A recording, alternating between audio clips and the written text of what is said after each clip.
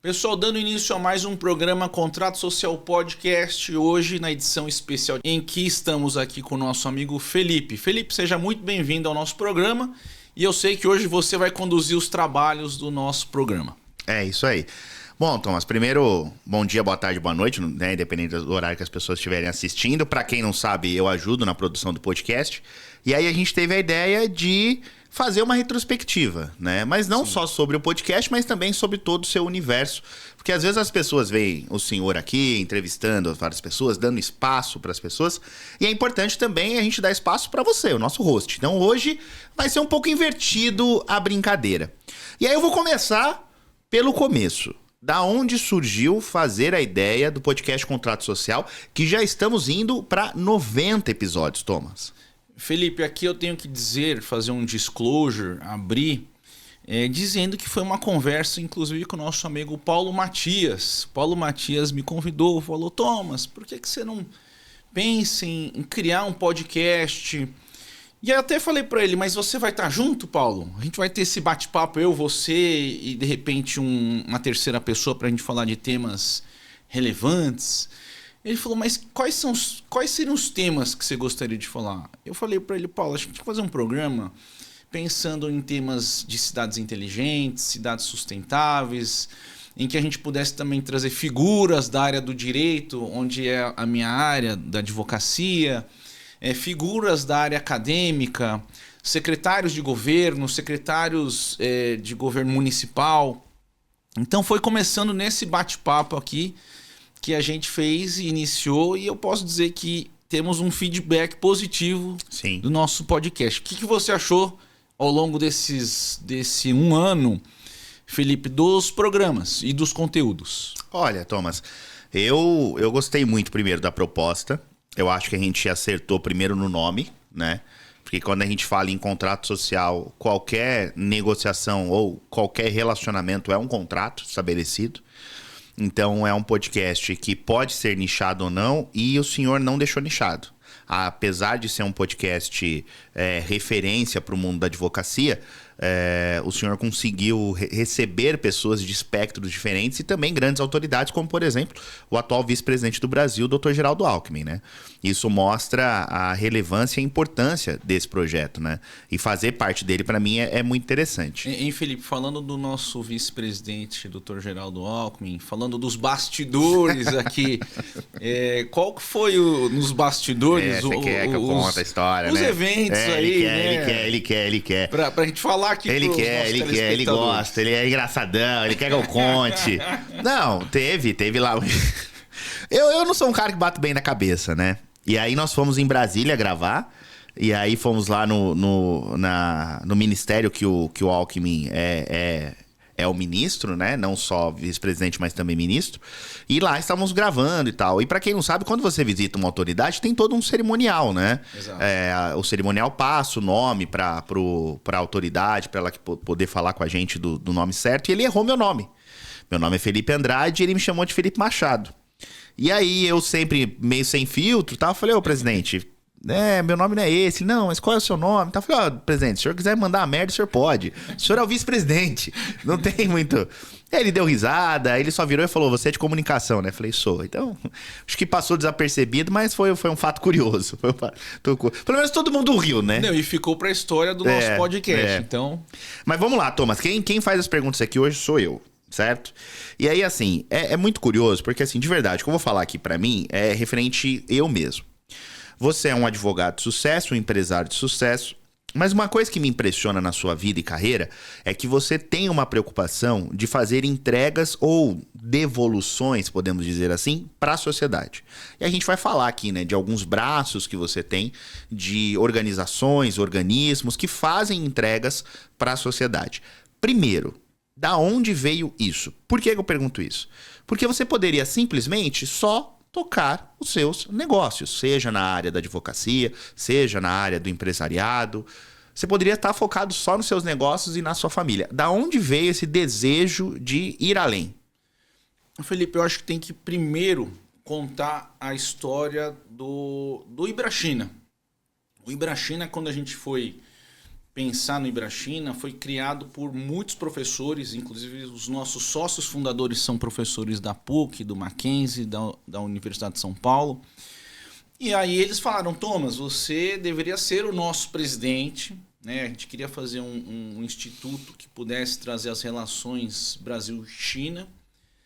E a partir de lá a gente criou, falou, não, é um instituto que não vai ser um instituto assistencialista, né? Então a partir de lá a gente pensou muito em temas de debates jurídicos, debates de contratos internacionais, algo que pudesse também beneficiar a população do lado acadêmico.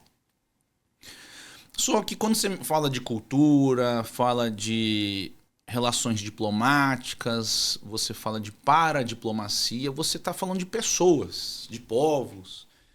E aí quando começou a ter questões não só de Covid, de ações climáticas, de terremoto, que teve um terremoto na China e a gente até ajudou no terremoto da China, através do consulado da China, a gente estava arrematando até um quadro para ajudar, né? Então esse quadro reverteu para esse valor financeiro, ajudou a população de uma região da China. Uhum. Então são coisas pequenas que no final ele impacta de forma muito grande.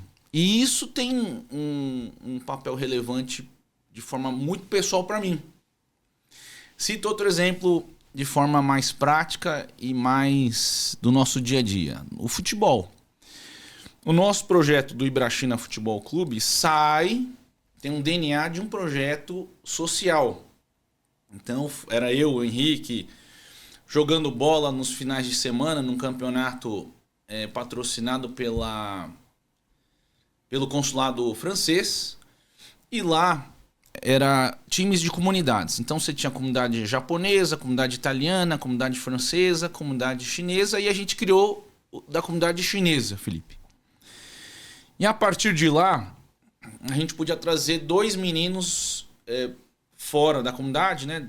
Meninos brasileiros, vamos colocar assim, para jogar num time. E a gente chamou esses meninos que vêm de um projeto social. Então, esses meninos de um projeto social, a gente ganhou, acho que 2 ou 3 campeonatos nessa liga Copa Gringos.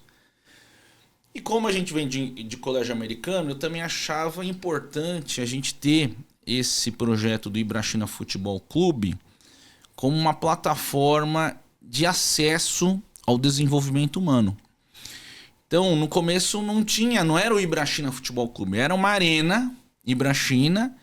E aí a gente convidou o Orlando Soccer School para fazer esse intercâmbio e dar, inclusive, bolsa de estudos para os atletas que forem participar com a gente lá nesse clube formador na Moca. E aí depois disso deu o Covid, deu a pandemia, então a gente mudou o nosso projeto e realmente formatamos o clube de fato e de direito. Um clube empresa, pensando no desenvolvimento humano, pensando em todos os requisitos elencados pela Lei Pelé. E através disso a gente fez o que fez 4 anos atrás. Hoje já é uma grande referência na base, que é o nosso Ibrachina Futebol Clube. E aí chegando no Ibrachina Futebol Clube, hoje a gente tem vários meninos, vários atletas profissionais e alguns deles que saíram do projeto social da favela de Heliópolis, do projeto do Júnior, que é o nosso professor de base. Então isso, quando você me pergunta, Thomas, qual que foi o impacto disso? É um impacto enorme, Felipe. Porque é um menino que sai de uma comunidade, está indo para o São Paulo Futebol Clube, vai ter um contrato que vai receber um salário não pequeno, um salário alto. E ele tem toda uma vida de atleta para frente. Então isso daí por si só tem um impacto social muito grande dentro dessa comunidade. Que eu acho que é a primeira ou segunda ou talvez a terceira maior favela do Brasil. Não só isso, né? A gente tem realizado eventos com outros grandes parceiros, e por si só esses outros grandes parceiros nos ajudam muito em promover o desenvolvimento sociocultural, o desenvolvimento não só econômico, mas o desenvolvimento social, cultural, e a gente tem grandes players dentro de São Paulo, né? E, recentemente eu visitei a Fundação Teatro Municipal, que é o nosso amigo Abraão, que é o responsável pelo bom funcionamento agora do Teatro Municipal, pela praça, que é uma praça de arte, né? A Praça das Artes, que tem uma escola de música. Então ali você vê também um outro desenvolvimento socioeducacional, que é a música. Então são jovens ali produzindo, trabalhando, desenvolvendo outra área da cultura brasileira. Então você tem várias vertentes importantes. Esse ano a gente visitou o Centro Paula Souza também, com o presidente Clóvis, e ali tem 316 mil alunos de formação técnica. Então você tem a FATEC, você tem a ETEC, cursos profissionalizantes para os meninos ingressarem diretamente para o mercado de trabalho. E não só isso, visando também uma formação de curso superior.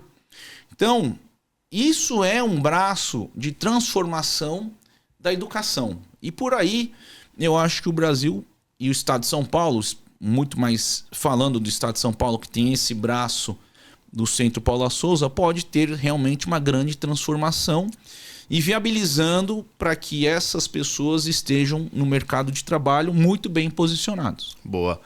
Thomas, a gente, né, você falou da atuação do Ibrachina, inclusive o Ibrachina Futebol Clube, ele tem o selo, né, de clube formador pela CBF, né? E 2025 foi um ano de muitas conquistas, né, para o clube como em si, né? Sim. Participando nas competições. Inclusive, estamos gravando aqui no final do ano, janeiro agora que se inicia, o Ibrachina estará na Copinha novamente, né? Sempre chegando ali nas fases finais. Então, assim, é um projeto de curto prazo, mas que já dá muitos resultados, como você disse, dos meninos, né, que vêm de condições mais simples, né, e conseguem alçar boas colocações, mas o clube como um todo também se tornando um clube competidor, né? Exatamente, Felipe. Foi um trabalho árduo, um trabalho do dia a dia, mas também a gente tem que aqui dizer que é um trabalho do nosso presidente, o Henrique Lau, que está fazendo junto com uma comissão técnica muito bem preparada. Temos bons atletas, bons professores, uma boa estrutura para o desenvolvimento humano desses meninos, né? A gente tem a categoria do sub-15, sub-16, sub-17 e o nosso sub-20. E o nosso sub-17 esse ano foi um grande destaque de ter ido para a final na Copa São Paulo. Então, foram vários campeonatos, várias competições em que o Ibrachina Futebol Clube, com seus atletas, seus meninos, foram passando por fases difíceis, com grandes times de tradições do futebol brasileiro. Mas o nosso time está preparado também agora para o ano que vem, para a Copinha, para 2026, já logo em janeiro, e a gente vai ser a sede da Copa São Paulo de futebol. O masculino e o feminino, que foi agora no mês de dezembro. Boa. Aí, chefe, é o seguinte, nós vamos então agora, eu quero enveredar a nossa conversa para a linha de educação, onde a gente tem vários ramos. Depois nós vamos falar um pouquinho da questão das atuações, né, do IbraWork, que aí entra a questão de cidades inteligentes, startups, aceleração, e aí a gente encerra com a sua principal atuação, a sua atuação de carreira, que é a questão da advocacia. Sim. Quando a gente fala de educação, o Thomas, ele trabalha e tem muitas ramificações, mas esse ano de 2025 tiveram três coisas, na verdade, que me chamaram a atenção e eu gostaria que você comentasse elas. A primeira foi, na sua atribuição e na sua atuação com o mercado municipal e também outras questões, o seu universo fechou uma parceria muito importante com o Sebrae.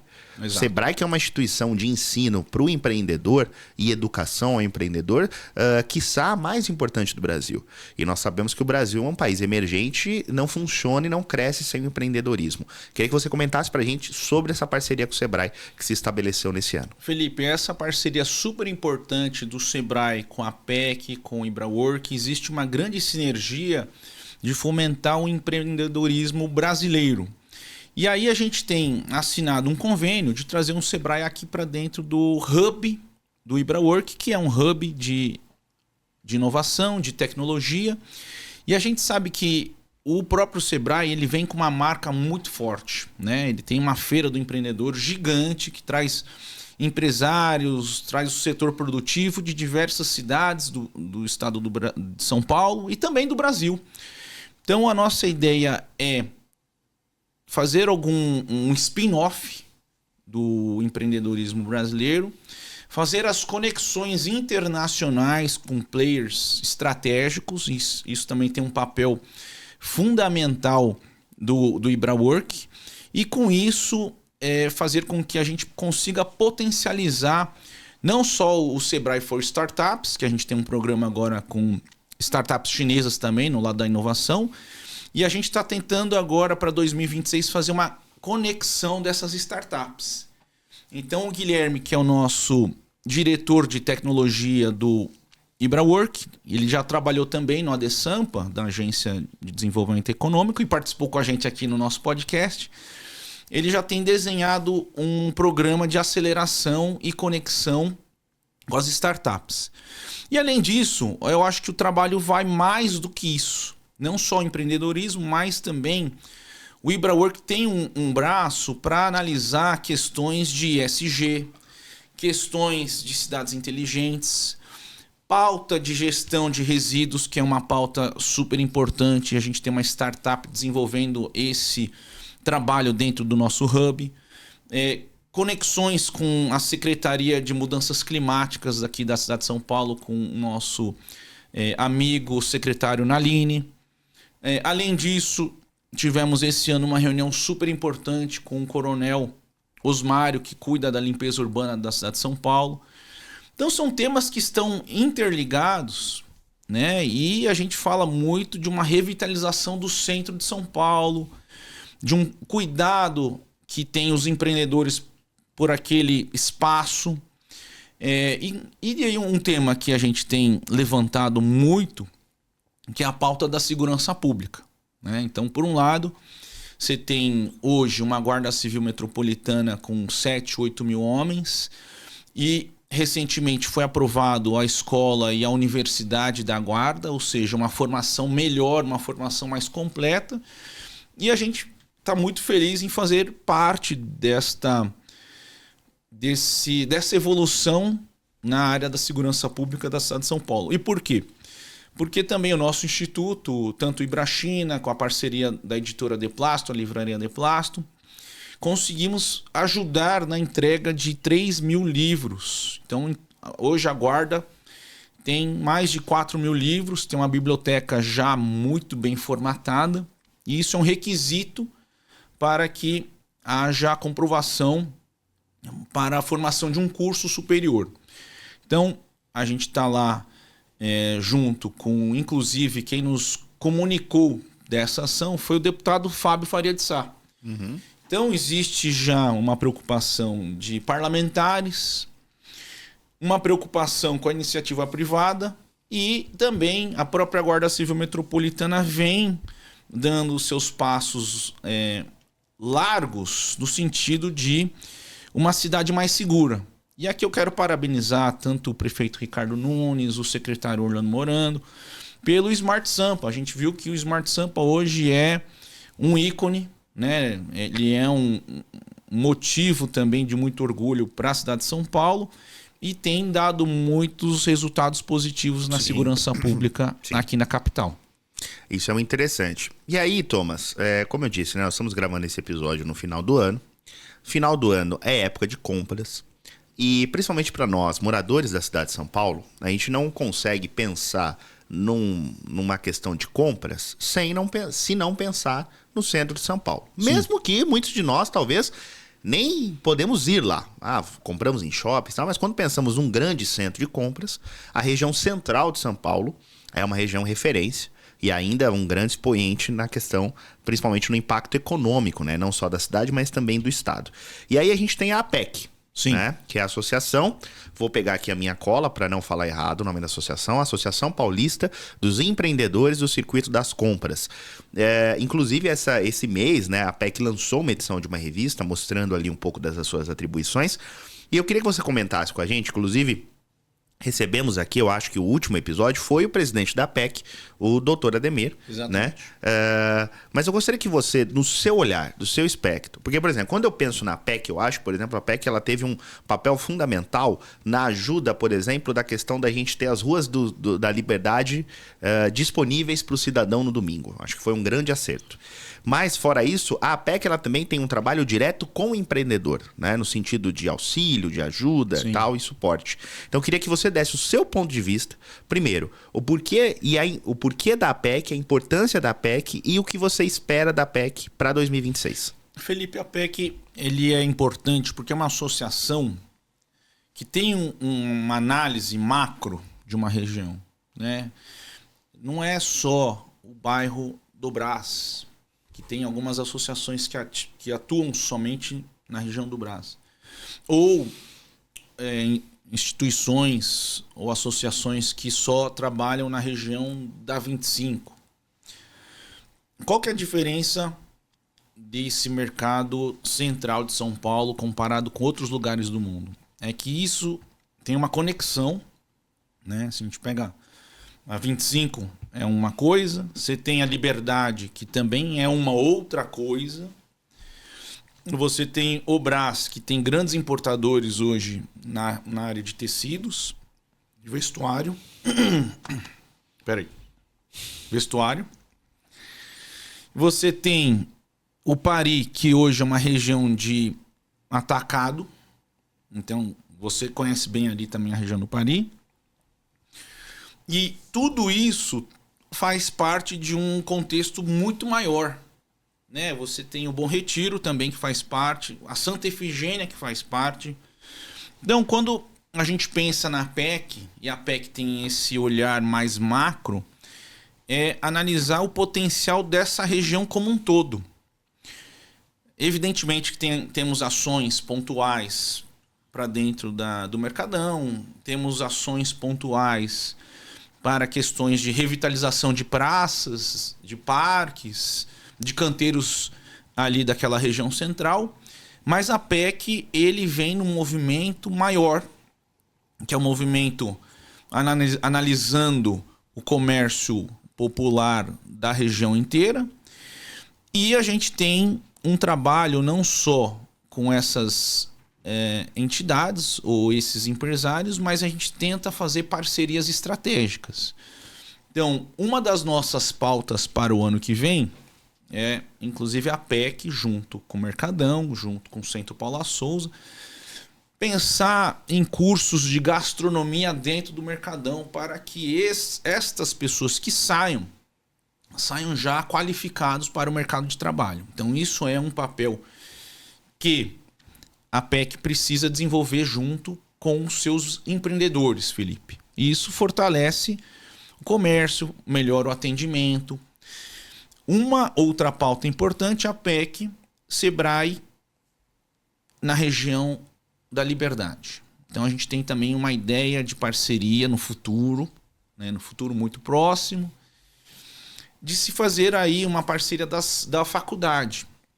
Então, para trazer o quê? O retail, que é o varejo, né? Então o empreendedor também quer desenvolver o varejo dele, vai precisar também de pessoas competentes, de pessoas vendedores, de pessoas que vão estar também sabendo mexer nos aparelhos, sabendo mexer com rede social, sabendo mexer com marketing digital. Então tudo isso faz parte da PEC num modelo de negócios, num modelo de parcerias que a gente quer desenvolver para o mercado consumidor, para o mercado dos empreendedores. Isso faz parte de um processo de longo prazo. A gente não está falando que você vai mudar o comércio de um dia para o outro, mas sim você tem um certo prazo para poder aprimorar e melhorar o ambiente de negócios. Show de bola, Thomas. A gente caminhando para o final, e aí você falou uma coisa que aí eu quero trazer também um outro braço do seu universo, que é a questão da educação. Então a gente percebe que você, né, você, sua família, os seus negócios, sempre tem essa questão da educação muito enraizada. Então, por exemplo, desde do Ibrachina Futebol Clube não é só futebol, envolve educação. A APEC não é só ajuda, também envolve educação. E aí a gente tem um ponto muito interessante, porque eu acho que a gente vive um momento, e esse momento não é recente, nós temos muito mais polarização. As pessoas estão se tornando mais politizadas, sim, mas a gente percebe que quando a gente fala em educação política, é uma coisa que ainda deixa a se desejar. E aí teve uma realização que, inclusive, eu acho que se firmou essa semana que a gente está gravando, né, dos SEDES com a Escola do Parlamento. Vou pegar aqui o que é o SEDES também para não errar. O SEDES é o Centro de Estudos de Direito Econômico e Social. E aí fechou uma parceria com Escolas do Parlamento. Para quem não sabe, Escolas do Parlamento são literalmente escolas que ensinam educação política para as pessoas. E eles têm, às vezes, em algumas câmaras, em algumas assembleias. E aí agora tem essa parceria com a SEDES. Eu queria que você comentasse isso com a gente. E também eu queria que você desse a sua opinião sobre o quão é importante para a gente ter um desenvolvimento como país, a importância da educação política. Com certeza, Felipe. A questão do SEDES, que é o Centro de Estudos de Direito Econômico, junto com a Escola do Parlamento, é uma grande parceria. Parceria em que sentido? A gente traz... Quem trouxe essa iniciativa foi a vereadora Edir Salles, mas a gente pensando numa formação e uma melhoria, capacitação dos serventuários, tanto da Câmara Municipal, como também abrindo espaço para a advocacia, para as pessoas e também para os empresários, né?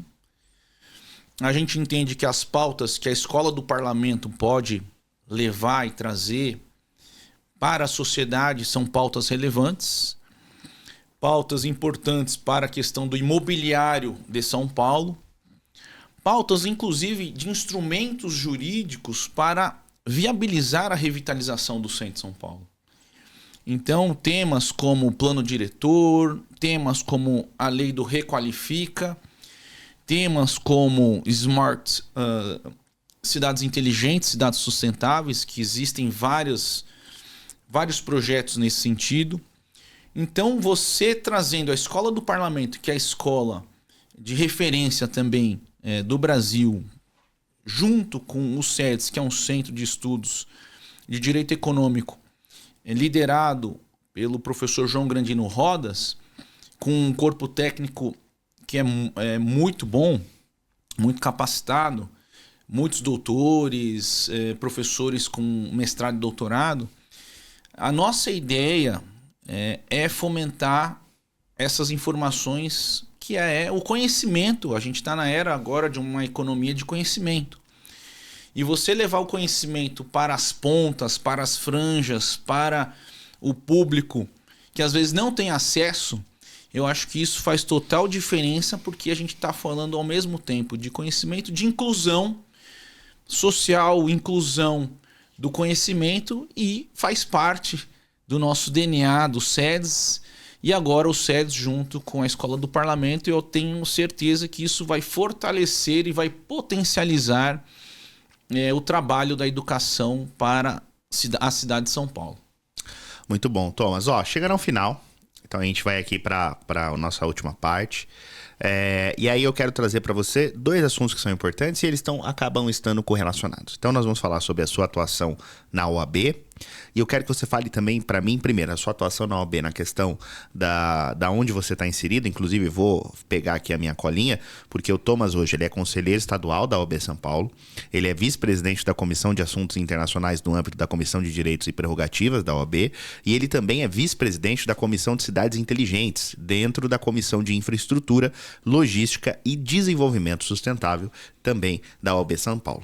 como temas que você estava aqui e a gente já explanou. Mas eu queria que você falasse pra gente o seguinte, a sua atuação também dentro da advocacia é uma atuação muito intensa. Sim. E você valoriza não só a classe dos advogados, mas também como a preparação e a evolução.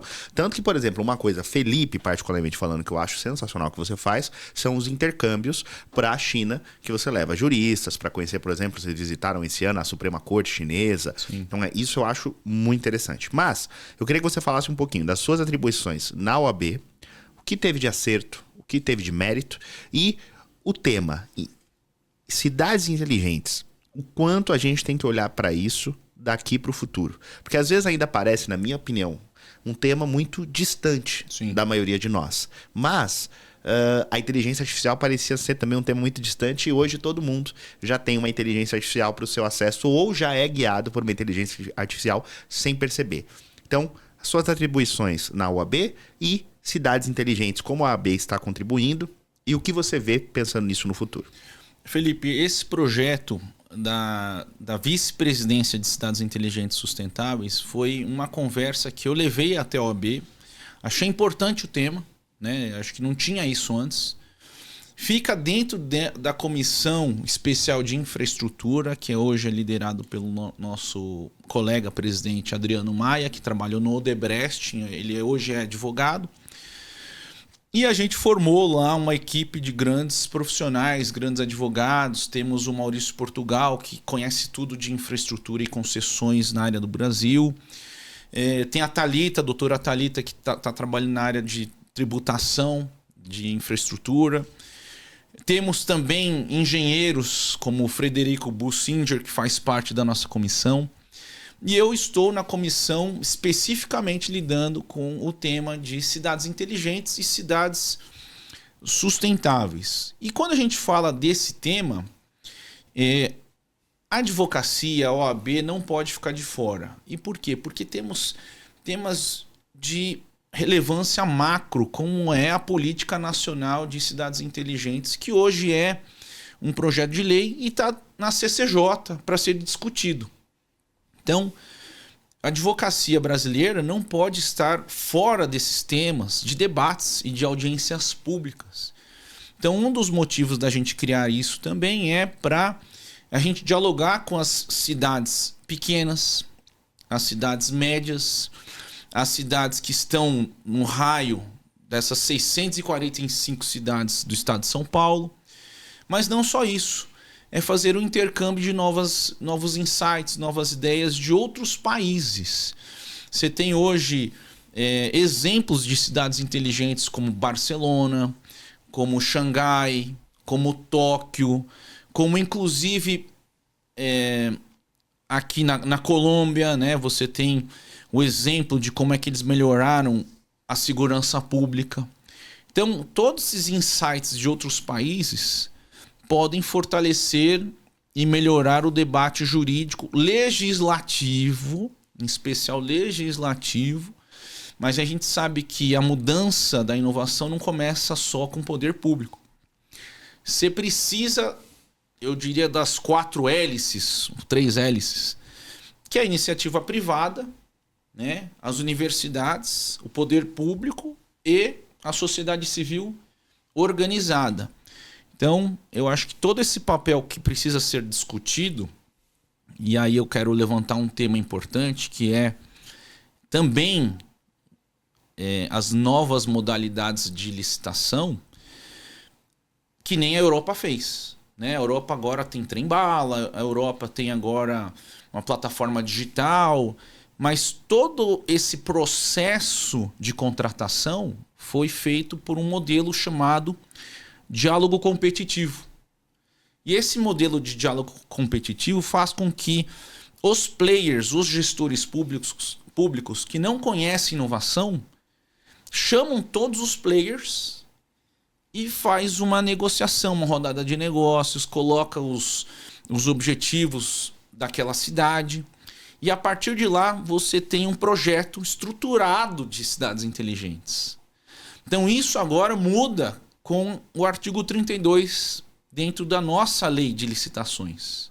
Temos essa possibilidade de utilização desse instrumento jurídico para que os gestores públicos, os prefeitos das cidades brasileiras utilizem esse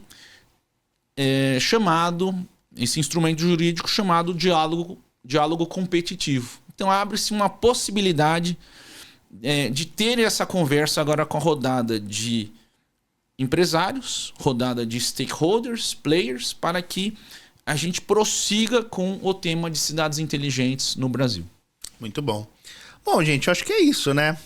Mais alguma coisa, Thomas? Eu deixei passar alguma coisa? Eu queria aqui, Felipe, agradecer você esse ano pelo seu trabalho, pela sua dedicação, também a toda a sua equipe. É isso. Então é isso, gente. Então ano que vem seguimos, né, com o contrato social.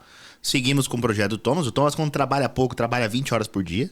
Entendeu? Thomas é aquele cara que pega o avião, falo mesmo, pega o avião, volta da China, chega às 8 da manhã, 9 horas, ele tá em Carapicuíba fazendo alguma coisa. Depois, meio-dia, ele tá em Minas lá comendo um pão de queijo, pegando uma placa. O Thomas, irmão, faz 1000 coisas ao mesmo tempo.